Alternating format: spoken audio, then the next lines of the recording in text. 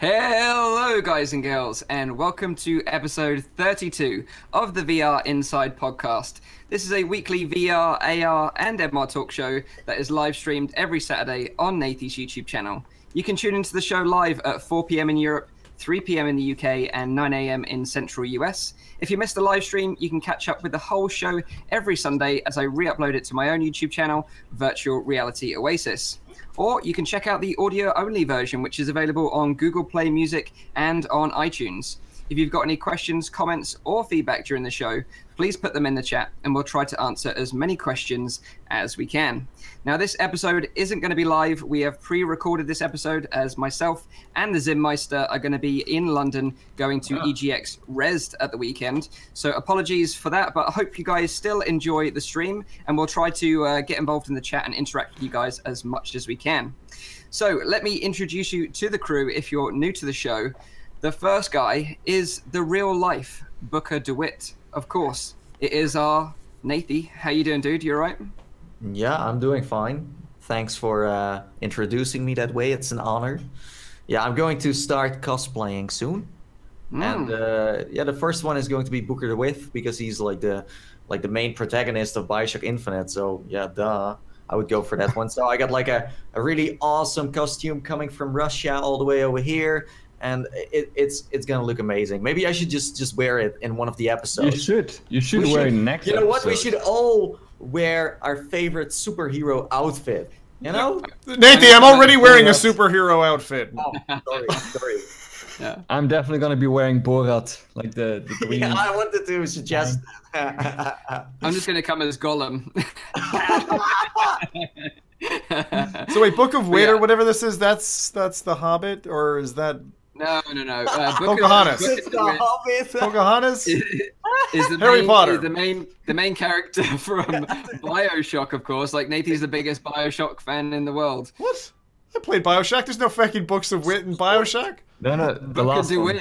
Oh, the last one. BioShock Infinite. I didn't play that. So, spoiler alert: there are no hobbits in BioShock, by the way. Not that I know of. Yeah. Oh my days. Right. Next up, he is my new partner in crime, the prison boss himself. It is, of course, the rowdy guy. How you doing, man? You all right? I'm doing great, and you have to admit, we got out of that prison pretty fast, right? we were out of there in no time. Like, definitely chose the right crew member for that. No, I'm doing great. You know, it's been a busy week for me, but yeah, I mean, we're recording midweek now. That's always a nice time for me to do some stuff because I have actually a little bit more time than I have during the weekend. So yeah, so good.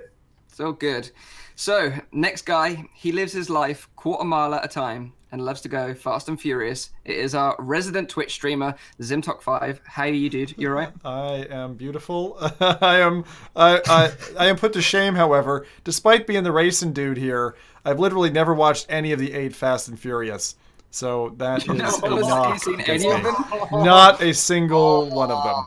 Mike, have 2 kids, a dog, 2 cats, and a fucking wife who's demanding, and then talk to me about seeing movies.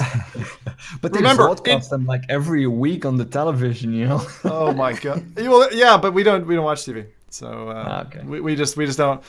We used to do Love Film Service in the UK, which was like you get a mail, through the mail, and like we watched. This is how bad it is, how backlogged we are. We watched The Sopranos over the summer. And finished that in 9 months.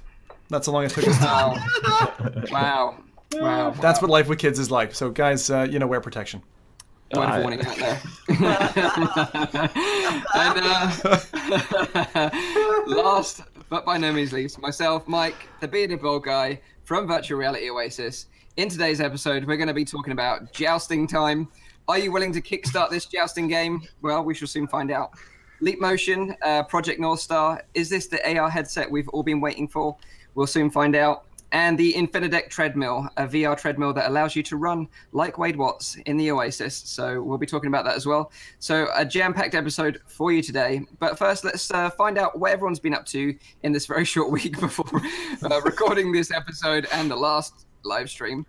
And let's kick it over to Zim first to find out what you've been up to. Oh, jeez. Like, I'm gonna touch on something that I didn't get a touch on the last one, just very briefly, and then I'll talk about an amazing track that we ran last night in Assetto Corsa, because that game is just wonderful. So the first thing I wanted to touch on, which is like, do you guys? I don't know if you're here in Europe. I was about to say the UK, but for you guys, do you know what choose your own adventure books are?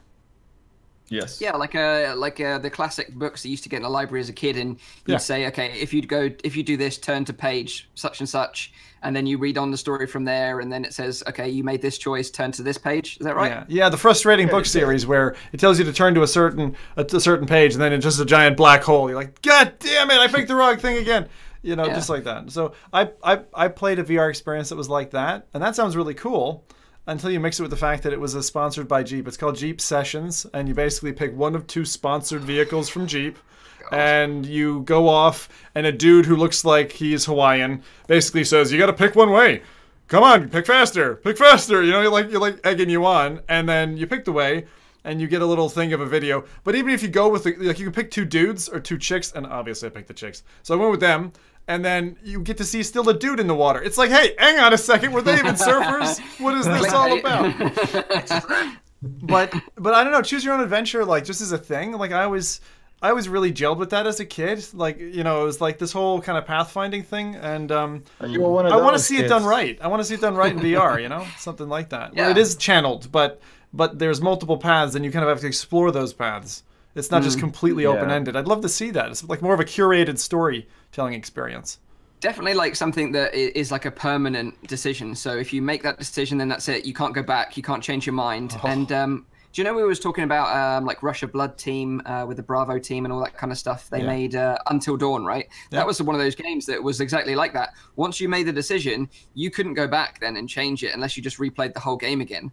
So something like that, I think I would really like, because it means that really every decision you make has real consequence. Can you explain that to me a bit? Because that's not like, so the VR experience was literally just kind of a rail, I'll call it on rails, like rail coaster shooter, and you weren't making decisions that influence. So you're talking about the PC game?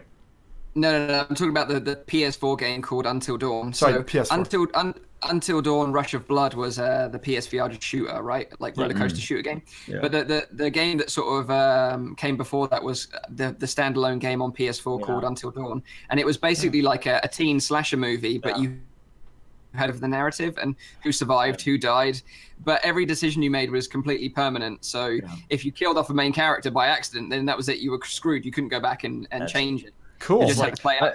I have to say, I kind of liked it about those kind of books, though, that you could go back. I liked it like same. Okay, that's what. Okay, no, I don't like this ending. You go back and like figure out like what would have happened if I would have chosen that kind of stuff. What I didn't like about a lot of those books is that the ending often still like converged, like a single. They had, for example, 2 or 3 endings. And you had like a lot of decisions, but eventually you came like still on like the same page for like the same kind of ending. I didn't like that really.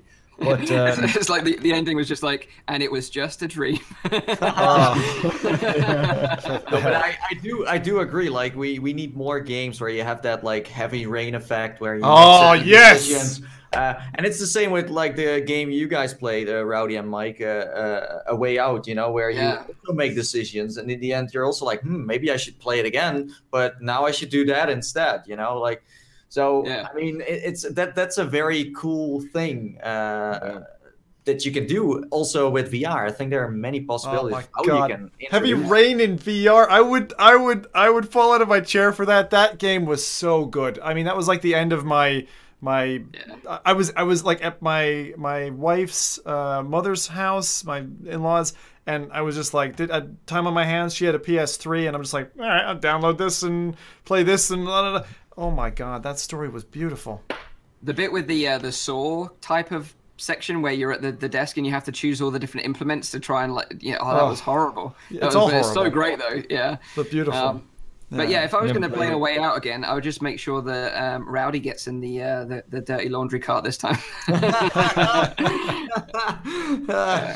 I tricked you. I tricked you. So I'll take another was just unfortunate. minute just to say one more thing, Mike, Sure. just that we touched on, just because it impressed me so much. So we ended up, and I'll show a little video clip of this, but we ended up, well, I ended up on Reddit just basically saying, hey, thanks to this one map maker. And I said, I played this track, which was a Canadian-based lake called Lake Louise that's based in Alberta, Canada. And it's just basically a loop around a lake, and then there's a mountain pass cycle. And I was like, I was so impressed with this. And someone pops in and says, you do realize there's like a 50-kilometer version of this track, because I'd played the 23 one. And I was like, you're kidding me, dude. Like, tell me. So I hyped up like all my audience and that about it. And literally that same night, I was like, I got this track. They only ask that you basically pay for the 50 km track, whatever you want to pay. So you can pay a cent, a pound, whatever you want to pay. I gave the guy 20 quid, and I was like, I got that track, got it set up on my servers. You know, we all raced it. We had like 12 people on, and we just picked all these different cars, and we just flaked around this thing for like 2.5 hours last night, and it was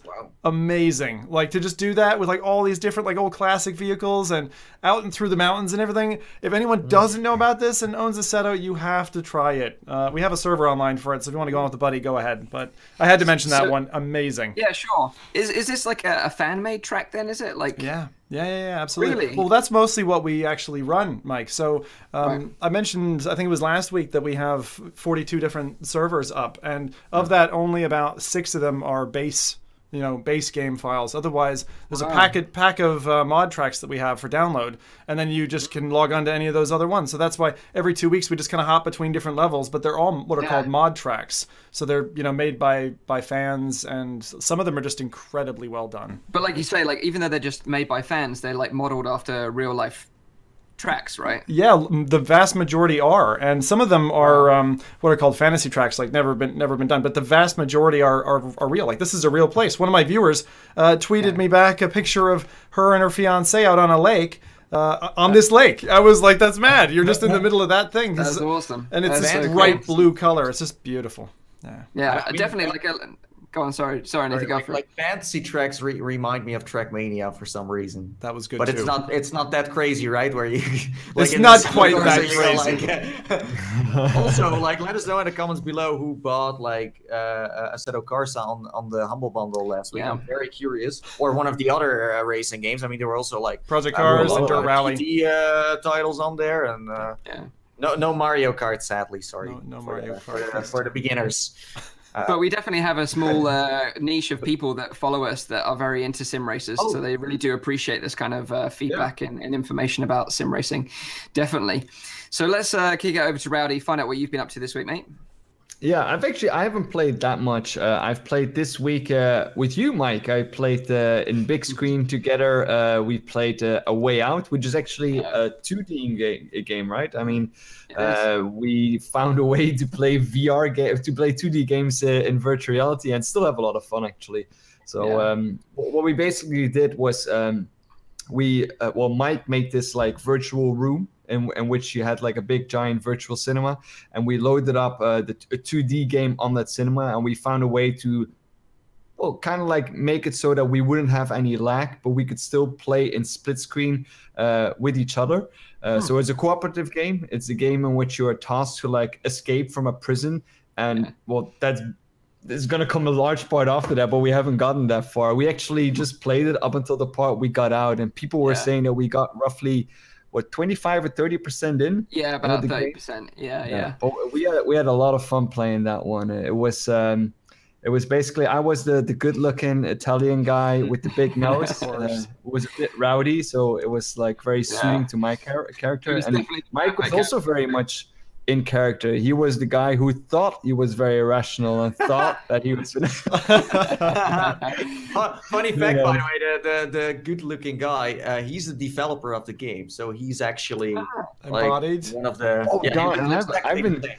I've been saying the entire time, look at this giant nose, it's filling up the entire screen and stuff like that. Rowdy, you're not getting keys anymore. Sorry, Interesting little fact about the split screen, guys. I just heard this on some forums about Wipeout, because Wipeout had also been designed for split screen, and apparently the developers said that the fact that they designed it for split screen, and because of the way stereo imaging works, it was like they'd paved the way for VR. So the game you guys played could very well be an easy candidate for VRification. But the way that they do split screen though is that you because it's not always split screen.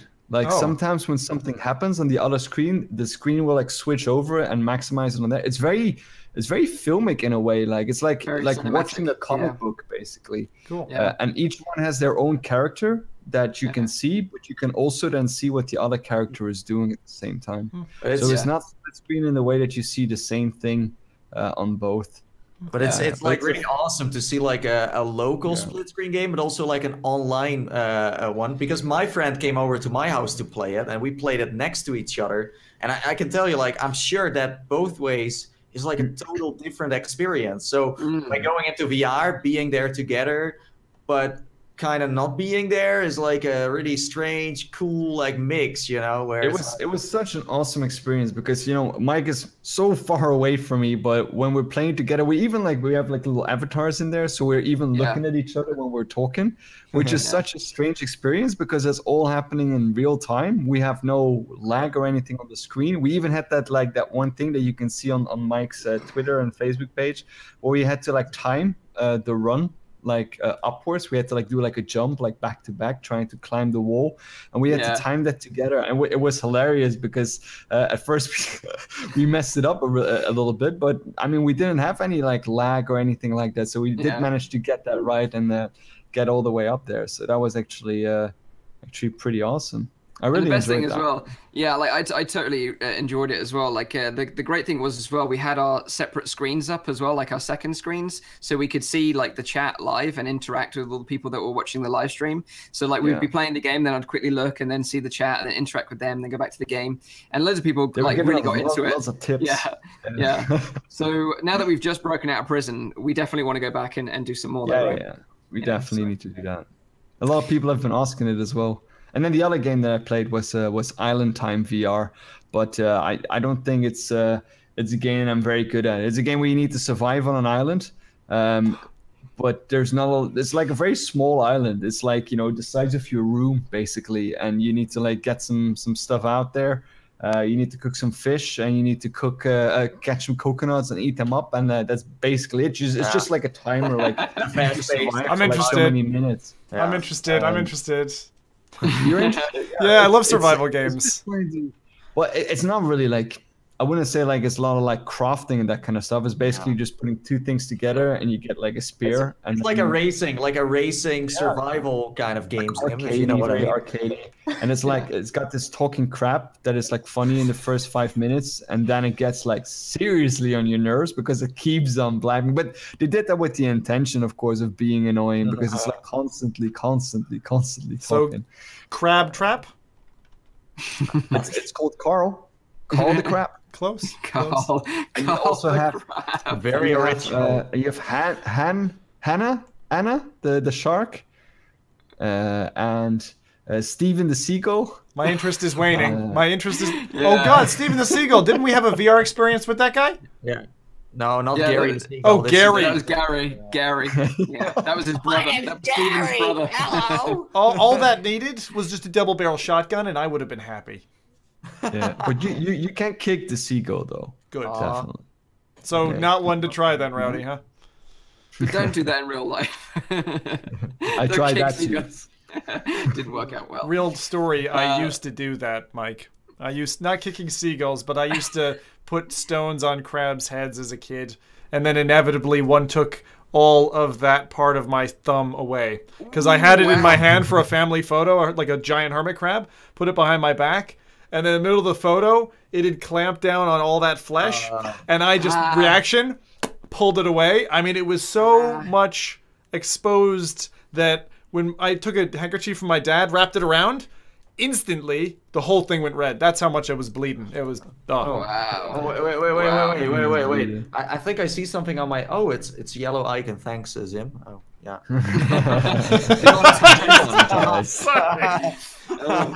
Thank you, YouTube. No, that's a joke. It's fine. We're fine. Everything is okay. No panic. So, Nathie, tell us, what have you been up to this week, dude? Okay, so I played two things. I played The American Dream once again. Why did I play it again? Because I said it wasn't that good. Well, Well, it's because my video went viral, and I was like, maybe I should just make another episode because people were asking for it. And I was like, okay, let's just play some more. And I still think it's not very good. Like there are still funny bugs in there that just got me like stuck in the game. But there was also one funny bug where I had to wash cars with guns, so I just had to shoot like the dirty spots on the cars and just shoot them off. And for some reason, the game was so bugged that I didn't have to reload anymore. So I was going so fast, cleaning all these cars with like a machine gun or something, that the whole like dialogue in the game started to like fall behind because I was like having a high score. And then in the end, for some reason, because every time you do like a task or like a level in the American Dream, you get money, right? So like it just totally messed the game up, and I got like an infinite amount of money. It was like infinite. That's what it said. It said infinite. So I was like, hey, now I'm rich, and now I got like infinite amounts of money that I don't need because you can't really use it to spend. True America.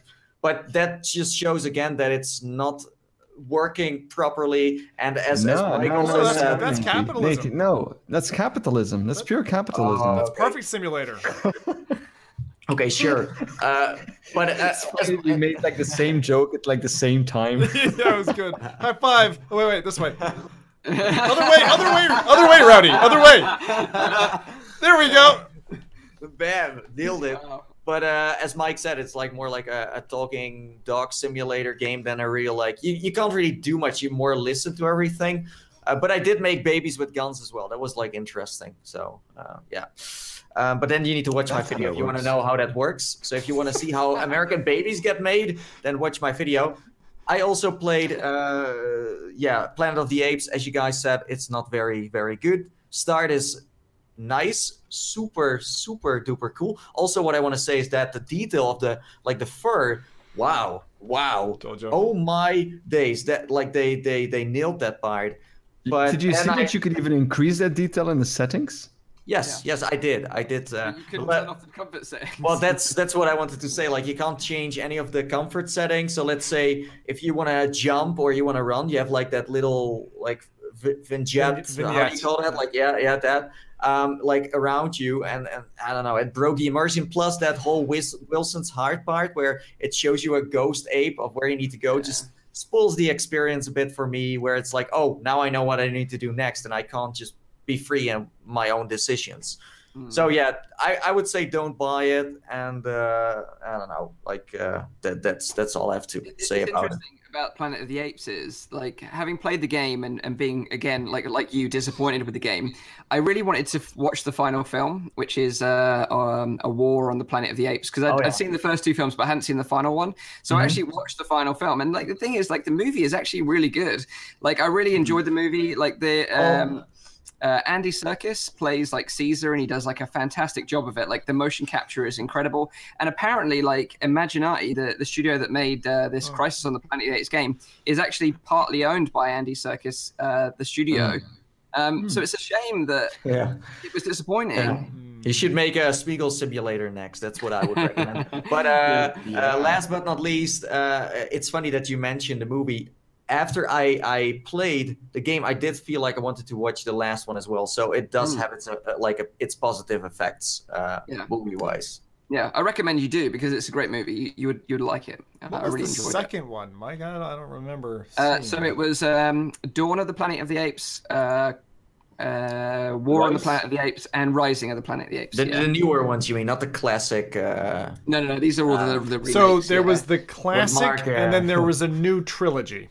Yeah, so the classics were like made in like the 70s. Like, I've seen also multiple movies, eh? Of course, I've seen that. Sure, I was just a boy. Yeah, you did watch that one on videotape, because you didn't watch Fast and the Furious. Watched in the cinema, maybe. But yeah, like the original one's got like James Franco in, and then the second one's got like Gary Oldman in, and then the third one's got Mark Wahlberg.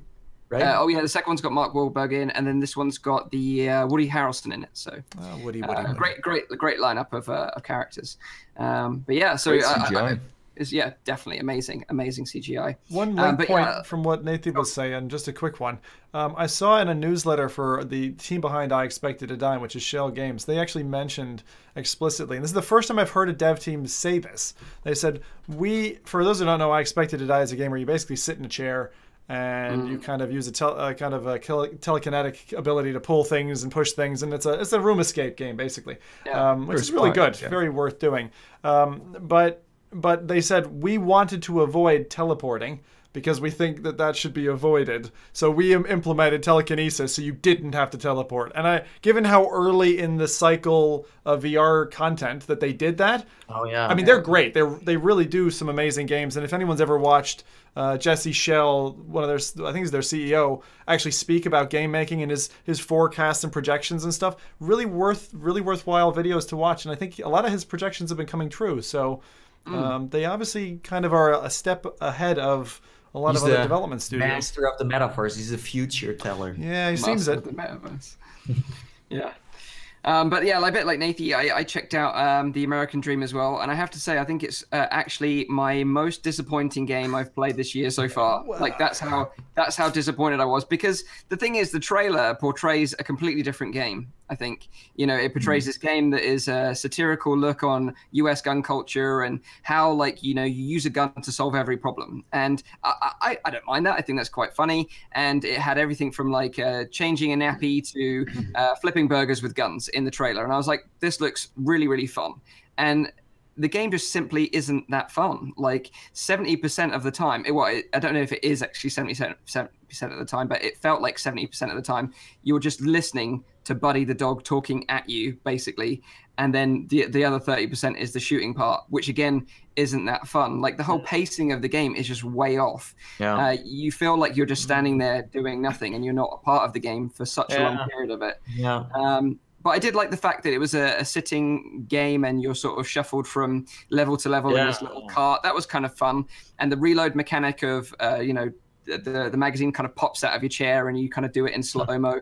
That's kind of cool. But the rest of the game was just so disappointing. And I just couldn't wait to finish the game. Like I just wanted it to be over because I just wanted to do it like for a review. And then a bit like Nathie, I encountered like 2 serious bugs in the game where I just couldn't proceed any further forward. One where I was like feeding the baby like his food, like it just didn't work. And then at the very end, which the end is completely messed up. Did you use the gun? I did. Yeah, you have to dip the gun into the baby food and put it in the baby's mouth. Oh my god, it's mad. But like, the thing is, it's actually quite funny, but it just is so badly done as a game overall. It's a shame. I like too much dialogue, basically. Way too much dialogue. If it was harder and it was like let's say an hour or 2 hours long, and you just flip the burgers for like 5 minutes, because that's also a thing. Like every mini game you play, like almost every mini game is way too long. Like the flipping burgers, it's like, so how long is this going to take, And then the car wash one, in my opinion, was too sharp because I just wanted to gain more money, of course. Like I had, but I wanted even more. But that's the thing, you earn all this money, but you can't actually do anything with it. It's kind of, well, you buy some guns, but you always have enough. It's not like you need to Yeah. And have you seen the ending, Nathie? No. Like the ending is just totally messed up. Like it's just like you're tripping balls. Like I don't know what the hell's going on there.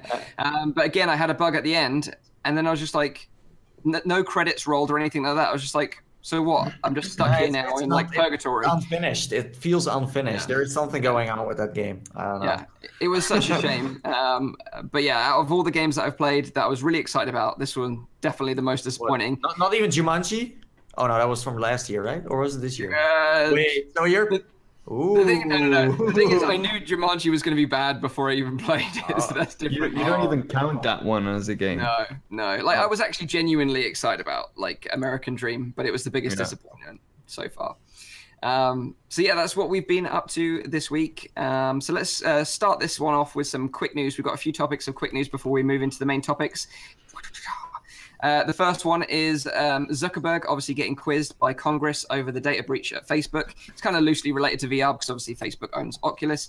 But in Washington, D.C., senators have been grilling Mark Zuckerberg over the Facebook data leak scandal. Cambridge Analytica reportedly stole 87 million people's information in one of the biggest data breaches in history. I don't really know the ins and outs of the case, but I got to catch a few minutes of the live stream, which was streamed yesterday here and some of it today as well. Today being Wednesday, obviously we're pre-recording this. But the whole thing, like out of it, like the whole thing just seemed totally awkward. Like Zuckerberg was totally awkward. The Congress people were totally awkward. Like Zuckerberg, he was just sitting there looking like an alien or something. Like I was waiting for him to like lick his eyeballs or something crazy. Like he's almost like a crazy lizard man. He was like having his little sip of water, like some sort of machine. And then you had these old fuddy-duddy senators who were like probably still using AOL dial-up to like log onto the internet. Just had no idea what Facebook was or how it was used or really like how culture is using it and modern society is using Facebook. They just had no concept of how it actually works. But it was just interesting to see these two like aliens go to war, basically. That's kind of what I enjoyed from it. But I don't know about you guys. Like I loved it. I mean, Twitch fucking ate that stuff up because they just went to town. So Washington Post had a stream. I don't think they've streamed maybe once before, but literally in one stream, they now have more followers than I do. So affect them. But yeah, 12,000 they got overnight. And it was 13... I wonder what games they're gonna play now. American Dream. I think it was 13,000 concurrent that were watching. I caught it kind of towards the end, but like you, Mike, when I saw Zuckerberg drinking, he does this weird like elevate his beverage, and to be honest, it's like this. Well, it's it's like he doesn't even move his head.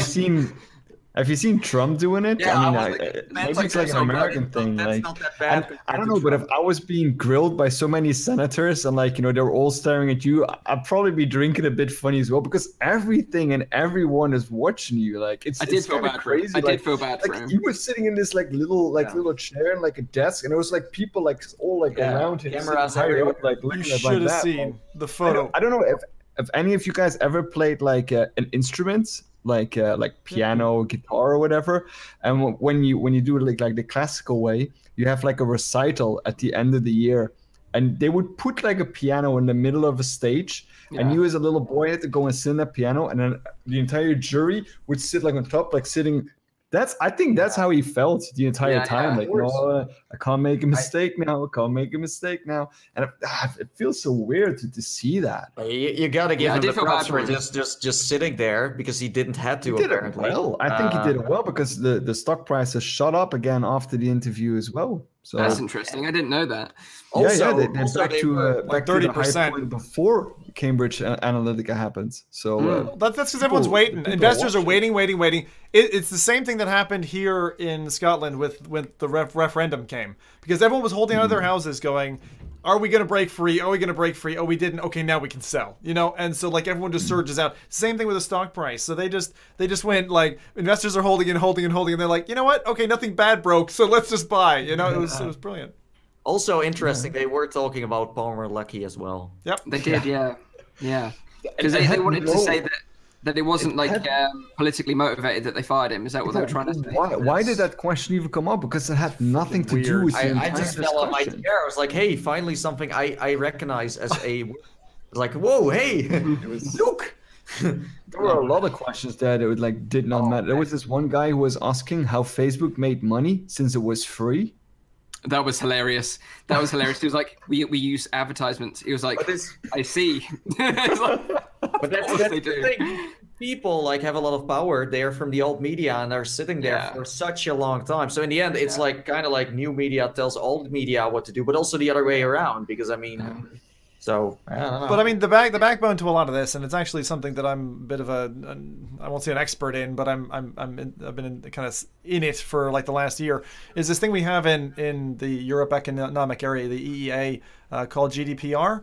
So General Data Protection Regulation, which is coming, which, to put it in a nutshell, is if you are a data subject and you give your data to someone, on soliciting your data, they need to basically be forthcoming and transparent and say, right, we're going to use your data for these things, and we're going to use it for these reasons, and you basically can't step outside those bounds. And this is EU legislation targeting directly at Facebook, Twitter, Google, all the big data consumers.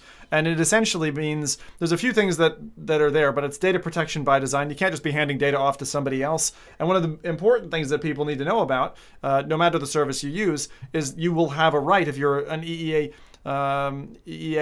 member, to request the right, like, to be forgotten. So it's like you're gonna go ahead and delete. And what's the gun that's pointed to the heads of organizations that don't do this for their data subjects? Well, it's huge. It's something like, is it $4 billion or some percent of global turnover? It's enormous figures. Isn't it a problem that, because what Cambridge Analytica basically did was that they made a survey in which people gave their consent that their data was being used, right? Like, isn't that like a problem, that people just give consent to, you know, whatever is written in those like consent forms? It just says yes, I want to go to that survey, I want to do this, I want to do that. And then Facebook doesn't have a lot of power over that, because it's a third party that is just using Facebook as a medium to extract information from users that give their consent to that information. So it's not Facebook that is selling that to a third party. It's actually the user himself that is selling it or giving it for free directly to a third party.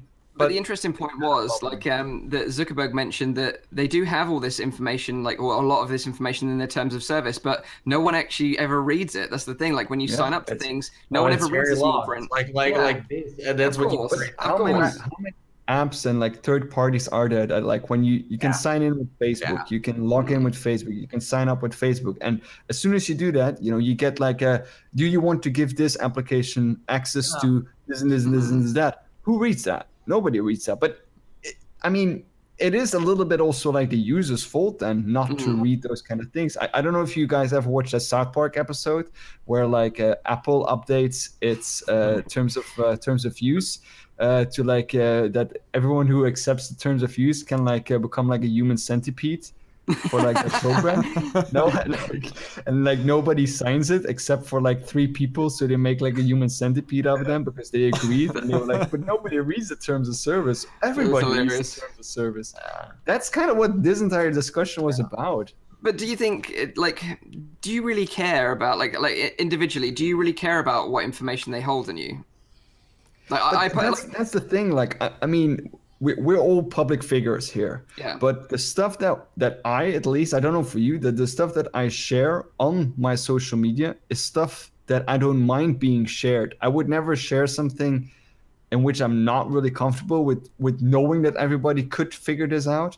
I would not share things like, for example, a phone number, or I would not share something unless I think that I need to do something else or whatever. But I mean, you're still responsible for your own data in a certain way. Yeah, but so I would not give consent to... This is kind of coming back to a different theme here. And you see it in a lot of financial markets, and now you're seeing it broadened to data, which is if it's like, there's almost fair, right? So like what Mike, Rowdy, what you guys are saying, right? Who reads the whole ream? That actually doesn't, in most cases, stand up in court anyway, if it's buried in the bottom of a 20-pager. So one of the things that's, I think, really important is the simplification of these data notices and what's being used. That's one part. Another really cool piece, which is just a simple thing, which all of us on the internet can, I think, appreciate, is, again, if you're in the EEA, right, one of the things that companies can no longer do is pre-tick a box saying that you're going to consent. So you need to take action to opt in. It must be opt in. And so that's one other step. Is it small and is it the right direction? Yeah. One thing that I would just compare it with is, I think GDPR is going to do a lot of good. I think it gets companies thinking about data. What I think really failed and the EU doesn't always get it right. Anyone else have to click accept for every bloody website on cookies? Anyone? Yeah. And that's because of the same thing. They're like, oh, people don't know they're collecting cookies. Who actually understands anything more about that, because they spammed it across every website and made it mandatory. So that was bad regulation, in my opinion. I mean, the whole like data mining is happening everywhere. It's even happening in VR. You know, when you play like games or experiences, that they must also gather some information from that. You know, Of course, And like how long you spend in it. and that's you should credit card somewhere. You think that Visa doesn't use that information? Oh, of course. Of course they do. Yeah. Just a quick question before we move on. I wonder if it is actually possible in this day and age, though, to be completely off the grid. Like, I wonder possible. Yeah, definitely it's possible. I wonder how you would do that. Like, I don't want to doubt. No credit cards, no bank account, no bank card. I mean, use a VPN, no social media, and no phone. Yeah, but how do you do a job like you'd have to get paid? Yeah, but I mean you can always go off grid, but yeah. the thing is, it's in a day and age that we live in. If you want to function and if you want to be a YouTuber, it's nearly impossible. That's gonna be pretty hard. YouTuber, I'm not gonna share my data. I would watch a channel of something off the grid. I was saying I'm gonna create a channel off the grid. That's it, my idea. Trademark. I mean, in the end, the better question is for how long can you stay off the grid? Because it will be very hard in, let's say, maybe 10 years from now to like, there's still like, let's say, tribes living in a forest somewhere and they don't have internet and stuff. But that's also getting rare, like every place gets like popularized with like the modern man and women, so. We're getting very political and like, philosophical on the show Next topic. So next topic is Coachella is a music and arts festival, if you did not know. It's held every year in California. It's coming up this Friday, the 13th, and it will be running all weekend up until Sunday, the 15th of April. And this year, you can join in the festivities from your very own house if you've got a VR headset, because they're going to be live streaming 180 VR content for the whole weekend to its YouTube channel. So you can tune in, check out some 180 VR footage, which I think personally is better than 360 footage because it tends to be a higher resolution, better fidelity, and it's just more curated, like we've discussed before on previous shows. So if you've ever wondered what it's going to be like to be at a festival, like a big crazy festival like this, then you can check it out for yourself. Obviously, it's in California, so not everyone can go. But there's some amazing acts such as Beyonce, Eminem, Post Malone, and Alt J. So if you're interested in checking out some awesome VR content, then you can tune in to this VR content through the Coachella YouTube channel. No holograms this year?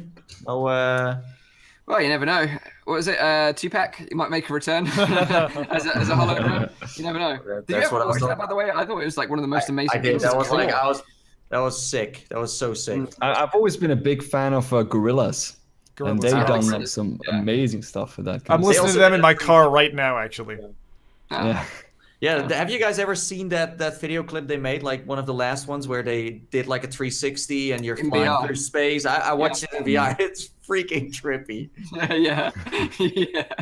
No, I did watch clips of it, but I didn't watch it in VR. I just watched the 360 on YouTube, but it looked pretty crazy. Pretty awesome. So yeah, that's going on this weekend if you're interested in checking that out. We'll drop a link down below, right? Yeah, we will chuck a link. Yeah, of course, you can check that out. The other thing that's worth checking out, I mentioned it on last week's show. We talked about it a little bit, and that is the TV show called Kiss Me First. It's a VR TV show that's airing in the UK at the moment on Channel 4.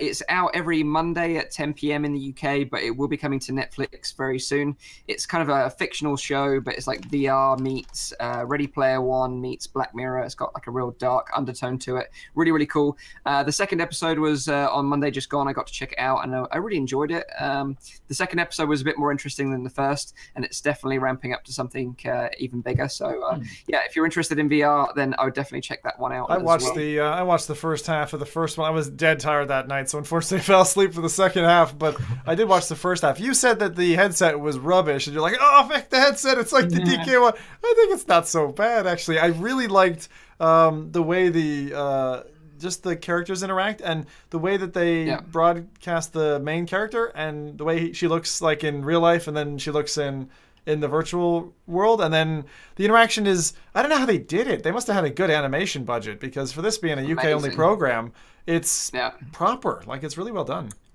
It is very well done. And like you say, when I mentioned that headset with the antennas on the top, when I watched the second episode, they were showing some more futuristic headsets, in fairness. So I will sort of go back on my comment a little bit. It's just a cheap one. They had someone was using it's like having a Vive, but then there's also like a Pro. Yeah, like a Vive with a 10,000 and the next one. Like... But this would more compare to like a Google Cardboard and a Vive Pro. Like that's how bad this like crappy one looks. Oh, it's not so bad. At least she can flip it up, right? Like that was kind of cool. That gave me a kind of Matrix thing. We want that. We want that. That's handy. Mike always being the critic. Sheesh. Yeah. I was so critical. Thanks so much to make me happy nowadays. Right. So moving on to our first main topic, and that is jousting time. So recently, this was shown off at PAX East, which unfortunately none of us went to, but it looks really cool. So maybe next year we'll go. But the team that brought you Prison Boss, which obviously Rowdy is very familiar with, Trebuchet, they're making it possible that you can become a jousting legend yourself without having to learn to ride a horse or even leave your house, which is pretty interesting. Yeah, that's amazing. You can face off in 1v1 jousting matches with the goal, obviously, to knock your opponent off their horse. But the interesting thing about this whole premise of this game is that people that don't own a VR headset can get involved in the matches. So say Zim wants to live stream this on Twitch, for example, I could fire up the mobile application and take the role of someone in the crowd. Don't say that to me, Mike. Yeah. VR mobile, really. Yeah, so like what I can do is I can just be an avatar in the crowd. You could be live streaming, playing against another real player, and then I can use the app to send like emojis, like thumbs up, thumbs down, poop emojis, which weapon you should choose, and try and influence your decisions in game. Don't be so critical, Sim. No. Always being the I misunderstood. So I thought I was going to go 1-to-1 against another person. He's saying that you can support a player who's in it. Oh, you can go to 1-to-1 against another player, of course. So you could be like up against another Twitch streamer, for example, in some sort of like VR face-off, and then like we could be watching your live stream, like we do normally on Twitch, or stop, and then I could interact with the stream on my mobile or via the desktop application as well. Cross-platform mobile versus VR ain't happening, but not versus. But spectator and more sort of an interactive... Like Jackbox. This is like Jackbox then, if you know what that's all about. I think it's a great concept. Kind of. Yeah, I think it's an interesting concept, definitely. The support concept is nice. Watching live streams is fun, but like say when we were like live streaming A Way Out, if someone could get involved with like, you know, choose the dialogue for the prison guard, for example, it would have made it that much more interesting, you know? So this is just kind of getting your viewers involved a bit more. It's nice. Like if they would have done something where you could play against each other, then they would have made their like player base bigger as well, because we all know like multiplayer, VR, it's kind of tricky. So like making like, is it only going to be on PC or also PlayStation VR or? So this is the funny thing, because this game is being kickstarted right now. They're actually launched a Kickstarter campaign. It's active right now. It's got around 20 days left as the time of this, which is Wednesday. So it will have like a fewer days when this goes actually live. Good calculation there, Mike. Is it like a fun Kickstarter just to like advertise the game? Do they really need the money, or is it really they like what is this like? Because usually they did really well, like with the sales of Prison Boss, right? You know, Rowdy helped them out massively there. But like, so you would have thought they could fund the game themselves, but they have actually raised the sort of total pledge. It's around $23,000 is what they're looking for to kickstart the game. As of today, with 20 days left, they've only raised just over $1,600. You know what that is, guys? Is this enough? Is there enough interest behind this to actually drive it forward? It's like we don't want to dip all of our funds into this and project it if people aren't interested in it.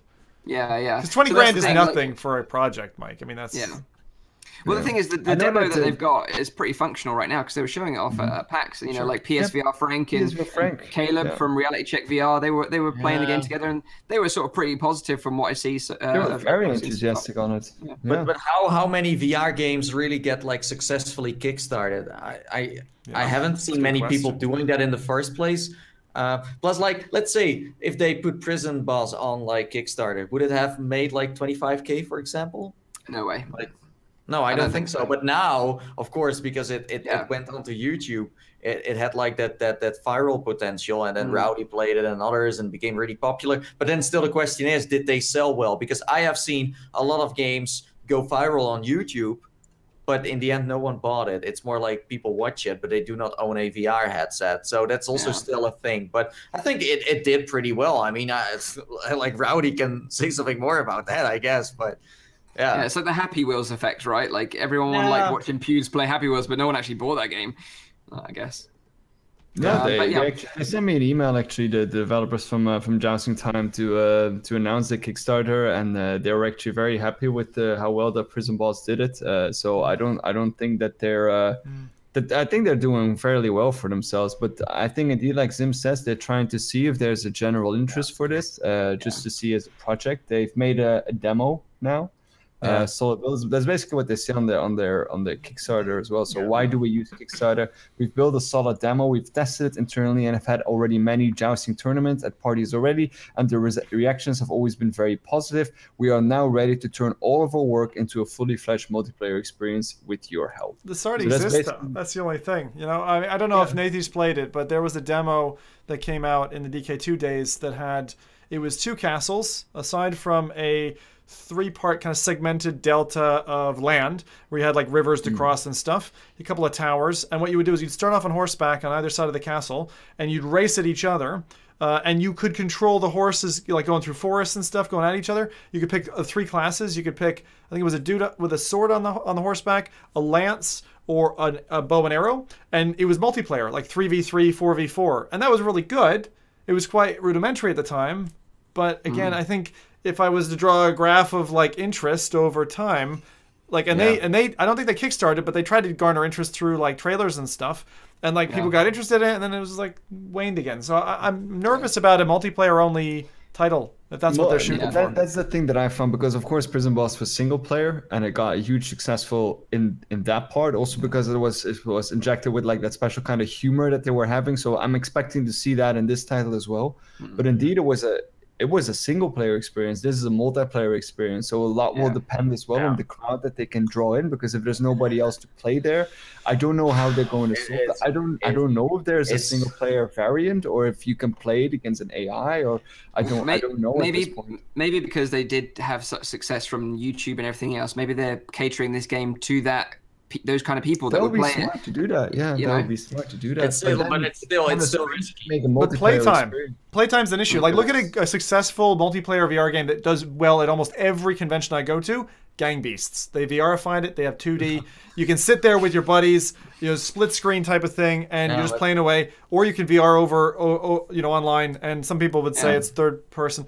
But the thing is, if you think about playtime, you're probably playing a map for like 10 minutes. And then what's the chance? It's what I call the battlefield effect of you sticking and staying in the game. A game like a jousting game, I can be honest, I've played them before. You get tired of it pretty quick. So this is the thing. It's not just jousting. That's what I think as well. It's still from the makers from Prison Boss. And Prison Boss is not really a prison escape game. It's more about like the interactions that you have and like the things that are happening around you. Right. So I don't think that this will be just like Mike said. Also, it's not going to be just a jousting game. Yeah, so like it's all about that kind of medieval experience, right? So just to explain like the jousting controls, like this is kind of funny.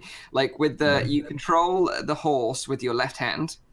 You've got your weapon in your right hand, which there's 6 different weapons to choose from, and you gain speed by yelling through the mic at the headset at your horse.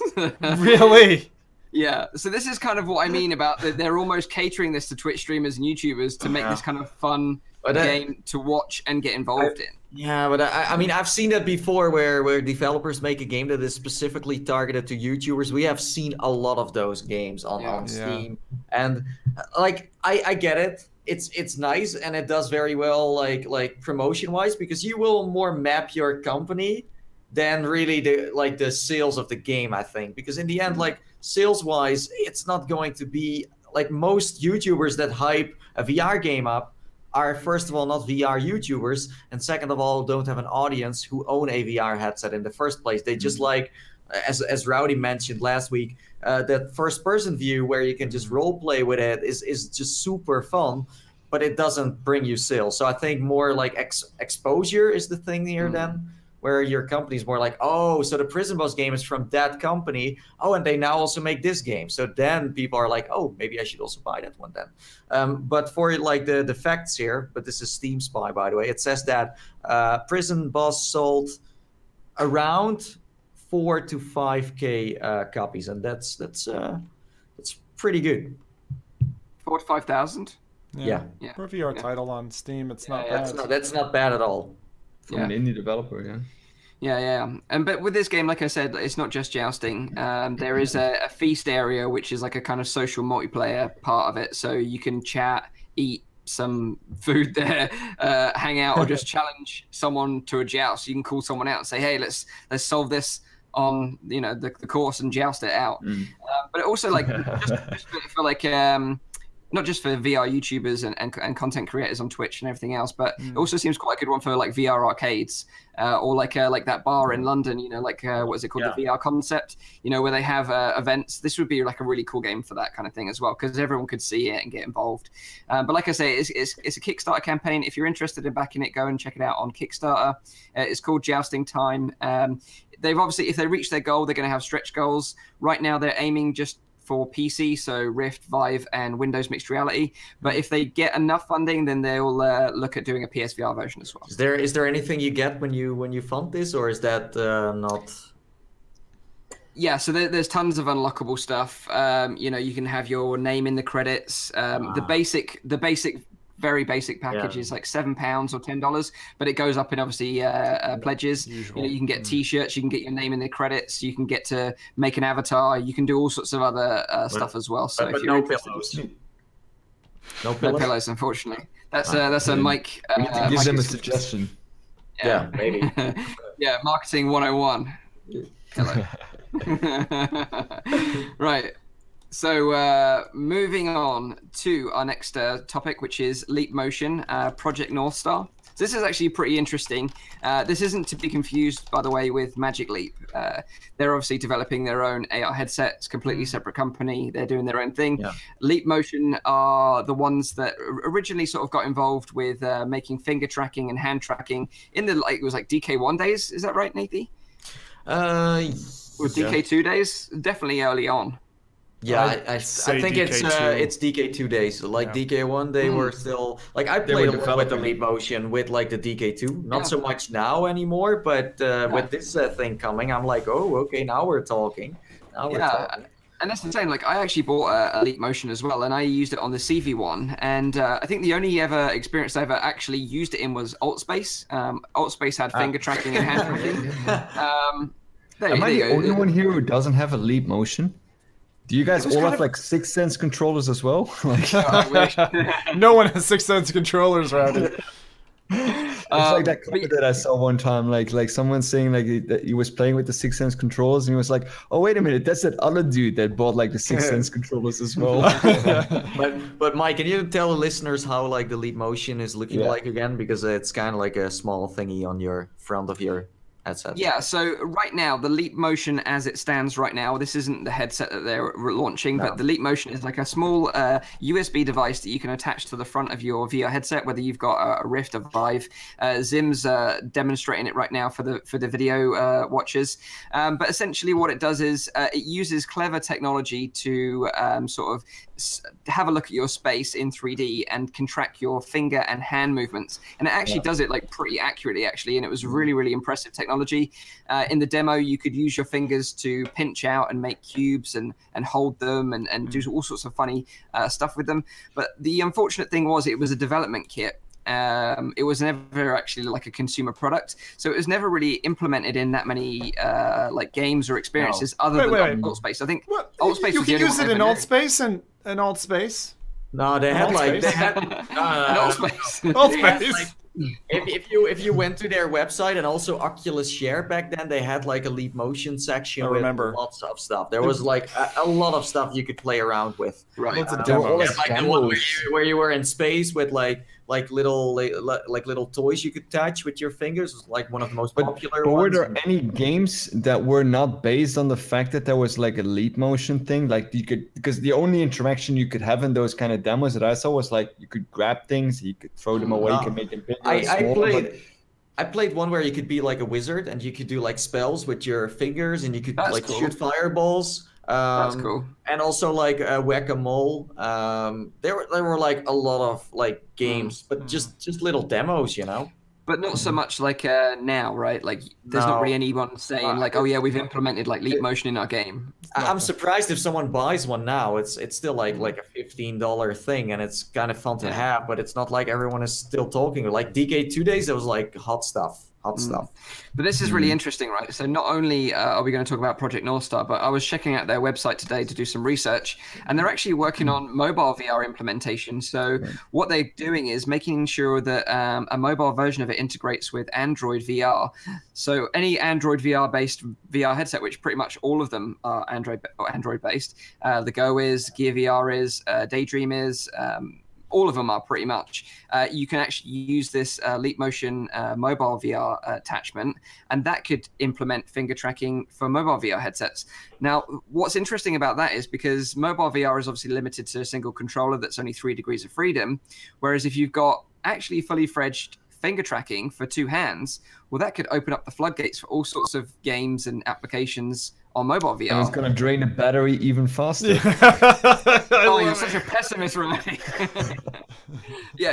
The one thing that excites Mike, and you have to drown him. Full 3-minute experience now. Yeah, just piss on my bonfire around, Jesus.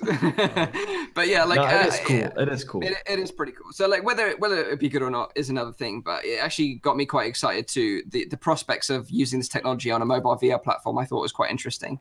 Yeah.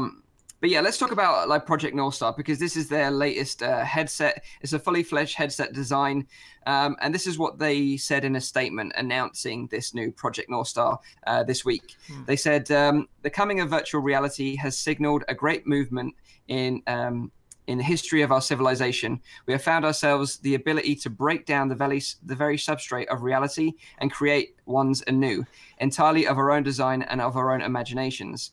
As we explore this newfound ability, it becomes increasingly clear that this power will not be limited to some virtual world separate from our own. It will spill out like a great flood, uniting what has been held apart for so long, our digital and physical realities.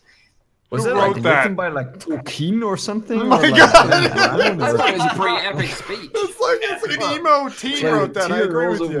No. Okay, so they made a headset. So they made a headset, right? So the headset specs, it's an AR headset, so it's like got a glass front to it. It actually, if you're familiar with Judge Dredd, it doesn't look too dissimilar from his helmet. But bear with me, it is actually quite cool.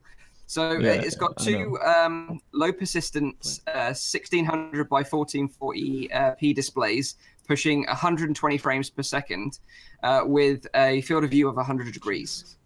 How much? And that's 100 degrees. This has to be tethered, so is it's smaller. It's less than a Vive then. But when you compare it to what we currently have in terms of AR, the HoloLens is 35 degrees. That is so small. Like, it's such a small field of view. You've tried it, right? I have. I have tried it. You've all tried it? Okay. Because I tried it and I found that screen like ridiculously small. Yeah, it was. I was like... Yeah. I tried it at an event in London just recently. Some guy demoing it after going to see Ready Player One. Yeah. So I was chatting to him. He's like, "Oh, do you want to try it?" I was like, "Yeah, sure." And then I was looking at a car. I was like, "Is this the whole screen?" And he was like, "Yeah." I was like, "Dude, this sucks." For and he was like, $3,000. He spent ages trying to convince me how good it was. I was like, "Dude, honestly, I like this sucks. Like, this is bad. Like, this is my first experience. I think it's bad."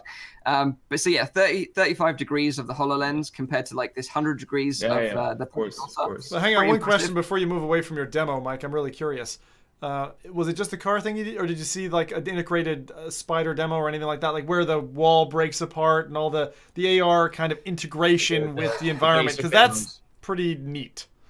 No, all I saw was a 360 car that I could move around. I got the roller coaster as well, and I had to like look like at the roller coaster like up close to like make sure that I saw it. Yeah, I didn't like it. Honestly, I don't know. Like I got one, I own one, and I really see the potential of it. And of course, I get it. Like field of view wise, it's very small. But if you just dive a little deeper into what it can do and what the apps are, potential is enormous. I also tested out like things off road from developers, and it is very nice. And with this like new one from Leap that is a lot cheaper as well, because this one was very expensive, then I think we're heading the right way. Plus, I mean, small steps, right? I mean, this was the first one. And for a first one, it's not that bad. I mean, it runs Windows. It has like a lot of memory. You can wear it for like 3 to 4 hours. It could have been way worse. But the Windows one is a prototype, basically. It's a developer kit, so early, it's normal as well. 2 years old now, right? That's what I was going to say. Like, how old is it now? Like the HoloLens, it's pretty old, right? By the way, it was really funny. One of the UK conventions that I went to, what Nathie just said is so true, that it only lasts 3 or 4 hours battery time because it's all on board, right? Like the screen, the sound, everything's on board. And the thing is, if you're trying to demo it to people, what are they doing? They're lined up, queued up. Right? You go from person to person, headset, and eventually it's like, oh shit, I got to charge this. And so people have to wait. And they had queued people up, booked bookings, start to finish in the day. They didn't think about charge time. So it was hilarious when watching that anyway. So for the people that want to know how the Northstar looks like, here's a photo. I'm not sure if we are showing anything on like it's really stream, weird looking. It's got this like, someone punched me in the nose look to it. Beep, bop, boop, beep, bop, boop. Like we're actually showing a 360 spin of the headset, right, Zim? I don't think so. I've only got the hand tracky one, Mike. Oh right, okay. I might have missed it if you give me that. Sorry. So yeah, that's what it looks like. But like Nathie said, like the HoloLens was pretty expensive, right? Like how much is the HoloLens? A couple of grand, $3,000, maybe. like, I think now you compare that. It's not even a consumer version. No. That's true. But like what they're saying is that Project Northstar only costs $100 for Leap Motion to manufacture it like at a scale. So it could easily be priced around like the $200 mark, which I think is a great price for a headset like this. But how? How did they do that? That's what I want to know. Like, how did you get so high-res screens and 120 frames? Yeah, it's a very good question. You'll be able to find out yourself, because they're actually having this. The whole thing is going to be open source, not just the hardware, but all the software that they've developed as well. They're giving it out for free. So if you're interested in like making your own headset, like, you know, if you're a company and you want to make a headset, then you can use the specs supplied by it. They must be selling our data to I was just about to say the same thing. I was like, they're getting our data. Haters. Wait, at the back of the box it says Cambridge Analytica. It's a joke. I am very excited about this. But I think that's the exciting thing, right? Because Leap Motion aren't keeping this technology to themselves. They've obviously made some amazing wizardry here, and they're going to sell it to anyone who wants to make their own headset. So this means that these kind of headsets will be out in the wild maybe in about a year or 2 years' time, and they're going to be affordable enough for everyone to buy one. And if you look at some of the videos, I don't know if Zim's playing the video of like all the different use cases that they've shown off in the demo so far, like with the cube, and Zim forgot that video as well. No, I've got the cube. That's the only thing I've got, but it's not a very long loop. Oh no, right. There was a multiple one like showing the different use cases, but yeah, there was one where there was a guy's like hand, and it was tracking his hand, and like a little tab comes out of his hand, and there's some buttons there. You can interact with that kind of stuff. So it's almost like you could wear it, do your normal day-to-day stuff, but use it as an extra way of like inputting. Yeah. Are they already sending out like dev kits or like prototypes to developers or people? So what they announced this week was just like, this is our platform, this is what we're trying to do, this is our goal. And then next week, you know, it'll be the week after this podcast goes out, they'll be releasing everything open source for people to start playing around with themselves. And all the hardware. Okay. Sure. Interesting.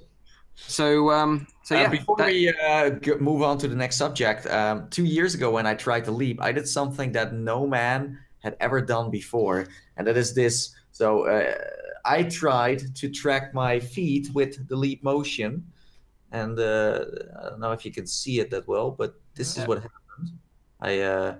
Are you showing your smelly feet on camera right now? Yeah, I do. So it worked. So I gave like a handshake to someone with my feet. Oh, I see now. Holy cow. Yeah. But it's very like still like if you are interested in tracking your hands in VR, you want to play some demos. It doesn't work with everything though. Then I still think it's like a nice little gadget to have. You know, I only adopted it really recently. A friend of mine, a Portuguese guy, gave me this. Kind of came over to the barbecue last summer and gave me this thing, and he's like, "Hey, have a play with it." So I've only gotten to play with it about say 9 months ago, and I looked around for everything that was available, installed it, and all that. I found it runs quite hot. Was the first thing. And like it runs proper hot. And then the second thing was, if you don't have a 3D printer, finding a proper mount for it or a way to mount it is actually kind of awkward. And then the second thing, the third thing is the tracking volume is frustratingly small on the hands. It's like, you know, you don't have much more than, say, like that much tracking volume out the front of it. And so what you tend to have is, pardon this comment, but you kind of have pedophilic hands in, like, you know, in alt space where you're like, yes. And you've got this, like... To be fair, that's originally it was not designed for virtual reality, right? It was actually designed to be placed in front of you, so you could have like a virtual keyboard or something like that. Yeah. That's what it was originally for. So it's actually cool to see like devices like that get like different applications in a new upcoming industry. It's actually kind of neat. But it's nice that they like mixed the technology of the Leap Motion now with AR and like combined it together, because I mean all the research they did with this Leap Motion is now getting transferred to like the next generation. So I think that's nice. That's very cool. Also, if you want to get a mount, they were selling those for they do now. Yeah, they still do. They still do. Yeah. You can buy them on their website right now. Oh. Yeah, you could. I just meant like I'd gotten this thing and it was kind of awkward. I was like, well, if I had a 3D printer, I could solve my problem here, right? I mean, I use like a little tape for a while on like the back, but since it's getting so hot, like the tape started to melt. I tried to use blue tack, but the issue with the Rift is that whatever surface they have on the front, it doesn't really, things don't stick to it very well, which is probably a good thing. But you know, anyway. plus you'll be covering up some of the LEDs, the IR LEDs underneath the with the 5 Pro. No idea. Cameras that are on the front end. Well. Maybe they could use them themselves. Maybe that's what these cameras. A lot of this stuff is going to get like automatically integrated. Like Mike, that are the rumors, right? I mean, hand tracking and depth information, and but hey, whatever. They first need to unlock it. So achievement unlocked. But talking about AR, like Bethesda recently showed off a really cool AR dragon video on their Twitter page. I don't know if you got the videos in. Is that the one you've got? A dragon? Can you see that? I think it's a bunny rabbit. No, it's a dragon. It's a dragon. Yeah, okay. So Zim is actually showing the video. The troll. Sorry.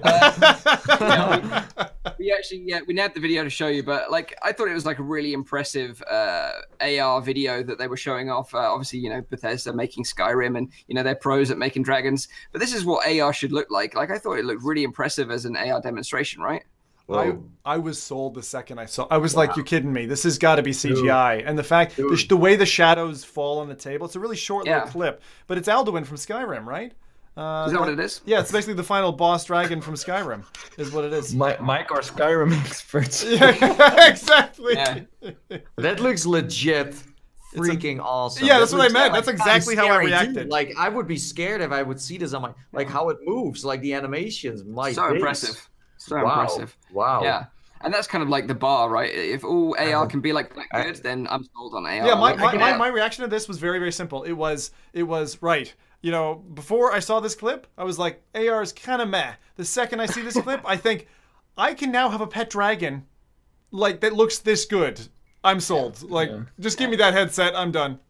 Yeah, it's the shadows basically that do it, right? It is the shadows, like it's so impressive. How they simulate that. Realistic. Well, that will cost a lot of like battery power for your mobile phone, I'm afraid. So that will be a lot of charging enemy while you are petting your dragon. But yeah, it's nice. I'm throwing money at the screen. And you see the little trackers on the table, guys. So there's these like little. It's like what do you remember? Like the original when there was a partnership still between Valve and Oculus, and they had those pictures of the rooms where they'd done all the Valve VR days and stuff, and they had the tracking like prints all over the room. Pictures, this is what they do for AR. Like a buddy of mine has been consistently trying to convince me to get these AR business cards where literally you've got a mobile phone, you look at it, and something is popping out of your business card, which is kind of neat, but it's super kitschy, and so I'm like, nah, not for me. But this looks neat. I love that kind of stuff.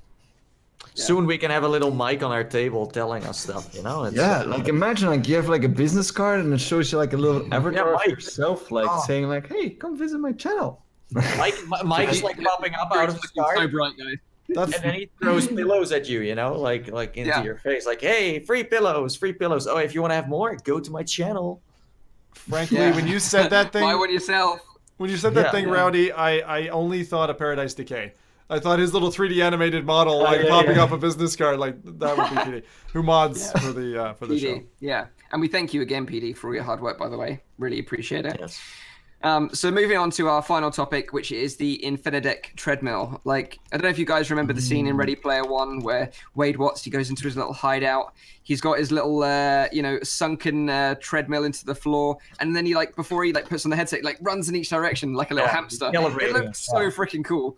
Well, we're not actually that far away from that kind of future because Infinadeck, the company, have their awesome omnidirectional treadmill that they're working on right now. It's been in development since 2016, believe it or not. Okay. What's up, Zim? Come on, share. Feck treadmills. They're all horrible to use. They feel awful. They are so abnormal that we are nowhere near solving this. This is a very difficult problem. He's talking about the Omni, I guess. I mean, that was kind of like the... It doesn't matter. Yeah. They're all very similar. It's the same as those goddamn rocket shoes that we got from whatever his name, Heinemann, with the fucking survival kit. It's all the same. I backed that. Yeah. You didn't.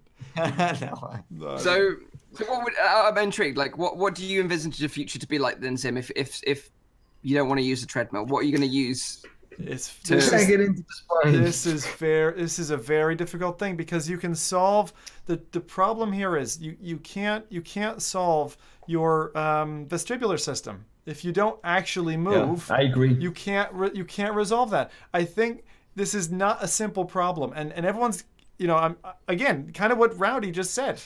Just for the idiots in the room, something that is going to electrically stimulate. That is going to electrically stimulate the sensors in my brain that are going to give me that same reaction. It's not going to be me walking in place on a slippery surface.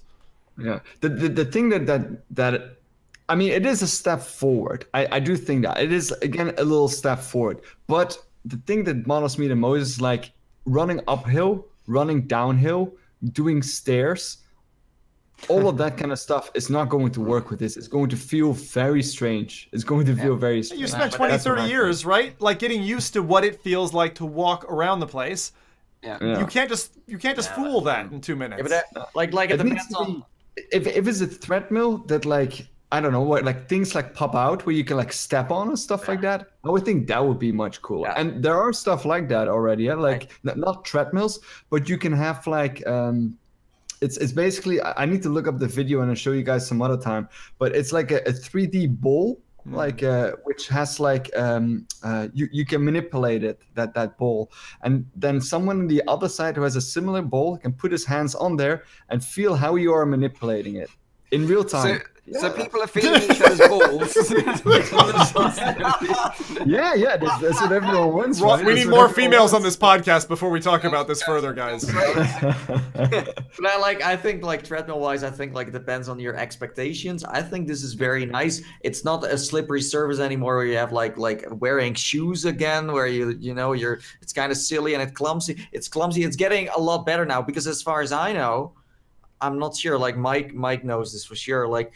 Isn't it you're walking over something that just moves by itself as well, right? It's like a home trainer in a way, right? So yeah, how this works and how it differs from others is that it's actually omnidirectional. So it's a treadmill, but it has a treadmill that goes forward in one direction, which has one motor powering it, and then bands across that treadmill which go in the other direction. So you can actually walk in a diagonal direction and it still feels fine by the looks of things, because others like you've mentioned, the Omni were a dish where you had to wear special shoes and kind of looked a bit weird, but this looks more like a proper treadmill. Looks like a bit industrial. Yeah. I think it's cool, and I think it indeed solves a lot of the room experiences and stuff like that, but I think it would only be right for flat surfaces. Yeah, so the way how this works is they have a Vive tracker on the base of your spine and then one on each foot. So the tracker on the base of your spine is there to track your position on the treadmill, so you never actually reach the edges, even if you start running, for example. So that's quite clever that it tracks your location. Yeah. But then the feet are purely there to represent your feet in the virtual world. So when you look down, you can actually see your feet moving in real time. So it kind of feels a bit more natural. But even though I'm not a massive fan of Skyrim, as we clearly know, I just thought like walking around using this treadmill in Skyrim would be pretty amazing. I think in my mind, having that kind of one-to-one walking. Do you think that would be cool or not? Too many Okay, slopes. so yeah, it's a very hilly game is the problem. So it wouldn't be. I'll tell you what it would be. The thing is, I really, really want this to work, Mike. I mean, I'm actually, although I'm totally right now against treadmills, it's only out of utter disappointment that I can't have what was in Wii Sports with the Wii Fit, right? You had the Wii board, and you had the ability to go for a jog right around the island, like 25K or whatever. You just put the Wii thing in your pocket and you ran. And I loved that because like I'd be in my little dumpy London flat, right, in a cold winter time, and I didn't want to go jogging outside, so I'd jog in place for like an hour and I'd break a sweat and all that, and it would help me a little bit. But what I spoke to the Unicorns people who do all these kind of crazy games, and I actually asked them, I was like, can you like implement a game which is including running, because no one's doing it, and I think it's this great idea. They did it, they put it out there. I don't think it's released as a full game or anything yet. We were sprinting, and the thing with this is you can walk, right, and it's clear, it's there, you can walk around or whatever, and as Rowdy said, on a flat surface. One of the biggest things right now that's a problem is the way the headset really works against you for any kind of that type of motion, because if you're jogging up and down at all, your sweet spot is compromised. If you're ratcheting it to your face so your sweet spot isn't compromised, it's very uncomfortable, while you're running or jogging. But I really do still hope that we get the weight down and we get an experience where even if you're just standing in place with some trackers on your feet or whatever, you're able actually to go for a jog in like a up a mountain pass or something like that. Like even that I would really like. But I'm still the treadmill. I can't see, people buying something this large, this much equipment. Again, either you got special shoes or you don't have special shoes, but this thing is ginormous. It's very big. You know where I see this more? In like sports applications, like the gym. Physio. Physio, those kind of things. People who don't get out a lot for like sports, stuff like that. But for like hardcore gaming, it's gonna introduce like a new level of motion sickness, I think, again.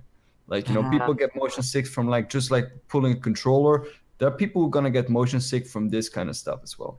Yeah. Because what you see with your eyes is not going to be exactly what is happening with your going up and down, unless it's a flat surface. Yeah, but I still think that like the previous treadmills we had were like pretty big and they were hard to package up and stuff like that. Like the newer ones, like the newer generation, are like easier to like, let's say, sell in the first place to people, because that was a problem. Like the packages were too big, was too expensive.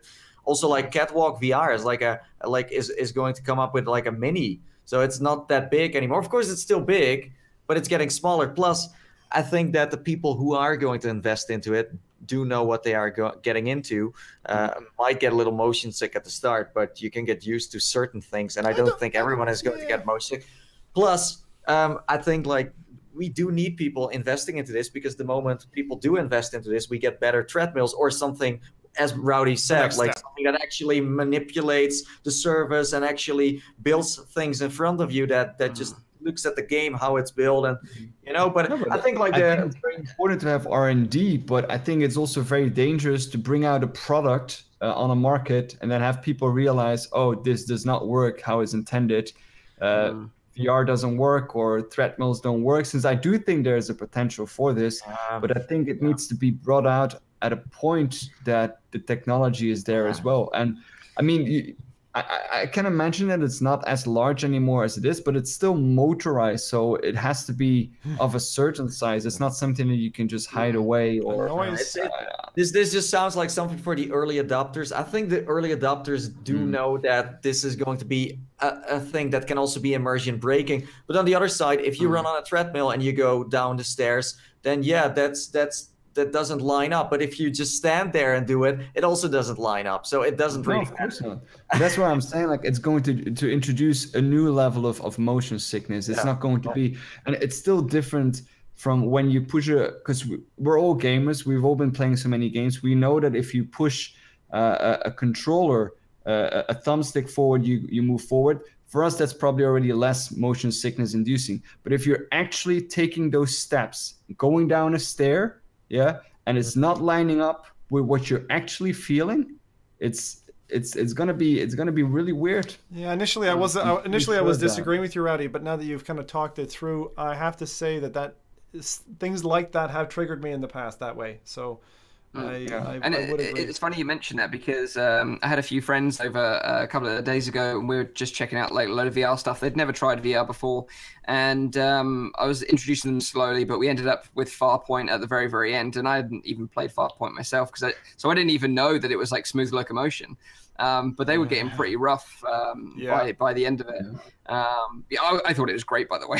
Like having the gun in Farpoint was awesome. Yeah, definitely. But I probably buy that Infinadeck and try messing around with it myself just because I love this kind of stuff. But I do think that we need to see this with a word of caution, because it's going to be adding something to an already kind of experience that isn't completely optimized. I think there's one of two ways that this can go properly.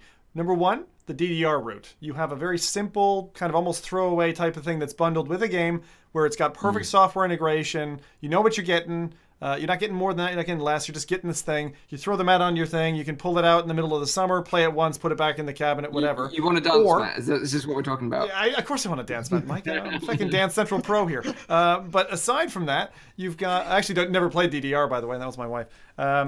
And then the second thing is the platform supporters. If this is going to really succeed, something like this, I still believe that the platform supporters need to back it. So what I mean is an Oculus, an HTC, or a Sony needs to have something, because it needs to be fully integrated so that it's easy for developers to pipe into it, that it's not this huge headache, that it's not boutiqued for the software. It's the same problem that any of these boutique solutions have. I agree, but the thing is, then you're talking about something that is... more mainstream. This sounds like we're still not like, if you look at how we have been proceeding with like treadmills in the past and now, it's not like a big step. Like we haven't really proceeded that much. Of course, as I said before, they are getting smaller, cheaper. Maybe they also know better how to market it. But I think this is still something the early adopters first need to pick up and then boost it up. And then we will see like big platforms. I don't think like if you want to buy one now, don't expect big platforms to promote this or support it, or I don't think so, at least. Yeah, I agree. But it is interesting because Rowdy said something, and obviously Rowdy being the most qualified person in the room to talk about these kind of things. But like, so when you're on a treadmill and you're wearing a VR headset, you say that there's still that feeling that they can't replicate in that your movement. Is that right? Am I understanding that correct? Because our visionary system is very, very strong. It's overpowering all of our sensory systems. So if we see, that's also why people get motion sick in VR, because what they're feeling, their vestibular system and their visionary system is not coinciding. And what happens is that that is motion sickness, basically. Your brain says something is terribly wrong here, because we are moving forward, but your senses in your body are not detecting it, which means that either your brain is failing, which means it's not a good thing, or something is wrong with your senses. So it's a very, that's why you get motion sick, because it's your brain basically saying like something is very, very wrong. And I think indeed with this kind of stuff, you get that feeling even more, because you're bringing another sensory system in there, which is movement, physical movement, that is going to be conflicting with your vestibular movement and going to be conflicting with your visual system. So nicely. And just to add, explained. To that as well. So the reason why your body tells you to throw up is this goes back to Neanderthal days again. If those two systems aren't matching up, chances are you ate some bad food and you need to throw it up before you poison yourself and die from it. So that's actually where it comes from. Yeah. Okay, so there we have it. The Infinadeck is a load of shite. So hey, we're not quite saying that now. I don't buy it. I always think that these kind of technologies are very important. I think that R&D in this is amazing. That's the reason why we got virtual reality. I don't want to be specifically negative about this, but I do think that we need to approach this with a word of caution. Things like you say, they need to bring them out, reiterate them, develop them, keep on increasing them, making them better, and eventually we'll get somewhere that it will be a reasonable product. And a final point here, the thing I was saying earlier, Mike, was physiotherapy. this is something that has an immediate application there. I mean, how difficult, how painful, how much mental anguish do you have to go through if you've lost the movement in your limbs or whatever? Put someone in VR. We already know that has a pain-suppressing effect. Put them on something like this. Get them to just have a walk around in something like Orbis VR or whatever. You get the social element that keeps you moving. I mean, that's a great application. By the way, Virtuix Omni, the Jan Goedgeluk, who's Belgian, by the way, he went on to how is that called? The Sharks, or like the investor program where you can like introduce your like the product. Dragon's Den? The Dragon's Den, yeah. Right. And he introduced it there, and all of them were interested in the product as long as they would use it in a sports environment like a gym. They were all interested up until they heard, of course, the price. Then they all like backed out. So I do think that there's a potential here to already bring this out now, indeed, with physiotherapy in the gym. But the price then also needs to be something that you can, for example, a gym could buy, like, for example, 20 of these and line them all up, and then have people like jump in and not have to pay like 2,000 or 3,000. Do we know a price? We don't, but like Infinadeck recently announced, you know, you can buy them if you're a developer, basically, to implement something into it. But like you say, I get the kind of feeling that it's more going to be like medical or educational or sports that invest the money. Because if they want to get R&D money, research and development money, that is the place they need to go to. Military, hospitals, and educational. Those three things, because you can get the R&D money and make something that will eventually be consumer ready. Yeah, nice. So for now, I will have to sit in my Walkman and wait. Or go into the military. Sign up, Nathie. You see me like in the army, you know how that's going to. Well, you've got plenty of practice in Onward, right? You know, I saw you sharpshooting the other day. If that's enough, I'm totally qualified, man. I've done my time. Actually, on that point, guys, have any of you ever played America's Army? It was a program. Oh, dude, it was released by the U.S. government. That's the best shooter I've ever played. It's really, really good. It was like a total mill sim. And the thing is, like, if you take something like Onward, I'm surprised that the U.S. government hasn't actually hopped into VR yet, because it was incredibly good at recruiting people, because they got them into the game. They understood about it. They had you do all kinds of things, even like coming out of a plane and stuff, but it was all very much, you had to take an actual medical course in the game to qualify, get your medals and all that kind of stuff. They taught you real life stuff, and then you understood what it was like, and people are like, well, I could go in the army. And so they used it to bring, it was hugely successful. Like Arma. All on the Unreal Engine. They should just jump into VR. I hope they do it. That's like they could use Onward as an example too, to like get people into the army. Maybe, I don't know if that's like that could be a good thing, right? I don't know. For them. It reminds me of because Ernest Cline, obviously he wrote Ready Player One, but he also wrote another book called Armada, and basically that's kind of that kind of idea, in that everyone plays this game called Armada, which is like a pilot. You're a pilot of a spaceship taking down enemy ships, and they take the biggest scorers of the game and they actually recruit them as actual pilots to fight and save the world. And if you're interested, you've checked out Ready Player One, you're looking for another book, check out Armada, because it's also very cool. Are you sponsored by by Klein? I'm sponsored by Ernest Cline. Yep, confirmed. You're like $5 in his pocket. There we go. Yeah, exactly. So we'll wrap this week's show up. I hope you guys have enjoyed the show. Sorry we couldn't do this live. Me and Zim will be in London checking out some stuff at EGX Rezzed. If you're at the event, by the way, you should tweet us or contact us on Facebook and come and say hi if you're there. We'd love to meet up with some fans. That would be really, really cool as well. But just to remind you, obviously, this is a weekly VR, AR, and MR talk show, live streamed every Saturday on Nathie's YouTube channel, 4 p.m. in Europe, 3 p.m. in the UK, 9 a.m. in Central US. If you missed the show, check out the re-upload every Sunday on my own channel, Virtual Reality Oasis, or check out the audio-only version, which is available on Google Play Music, iTunes, and on SoundCloud. Thanks for being part of the show. We really, really appreciate that you understand that we do these things pre-recorded sometimes, but we'll try and interact with you as much as we can in the chat when we do that. So we will see you on next week's episode.